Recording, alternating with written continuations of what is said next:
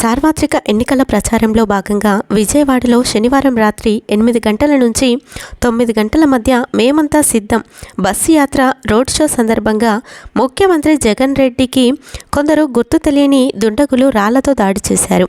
మరి జగన్మోహన్ రెడ్డిపై జరిగిన రాళ్ల దాడిని కేంద్ర ఎన్నికల సంఘం తీవ్రంగా ఖండించింది.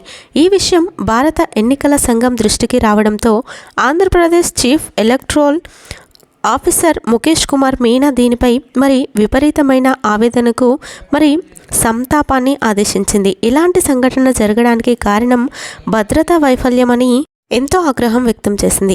ప్రధానమంత్రి ఇంట్లో ఇలాంటి సంఘటన జరిగిన కొద్ది రోజులకే ఈ సంఘటన జరిగిందని, తాజా సంఘటనపై వివరణాత్మక నివేదికను ఇవ్వాలని అధికారుణ్ణి ఎలక్షన్ కమిషన్ కోరింది.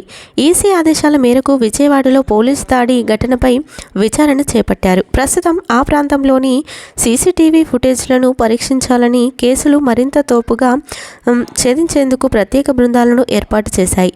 ఈ దాడిపై విజయవాడ పోలీస్ కమిషనర్ క్రాంతి రాణా ఈరోజు ఈసీకి ప్రాథమిక నివేదికను సమర్పించనున్నారు.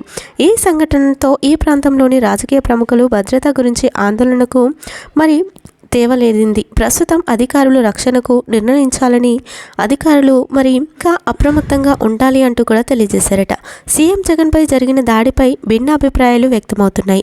జగన్పై దాడి కేవలం రాజకీయ లబ్ధి కోసమే కావాలని చేయించారని టీడీపీ, వైసీపీ తప్పుపడుతుంది. అయితే ఇలాంటి చీఫ్ ట్రిక్స్ పాటించాల్సిన అవసరం లేదని వైసీపీ పార్టీలు చెప్పుకొస్తున్నారు. ప్రస్తుతం ఈ విషయంపై వైఎస్ విజయమ్మ గారు సైతం ఎంతో రియాక్ట్ అయ్యారు.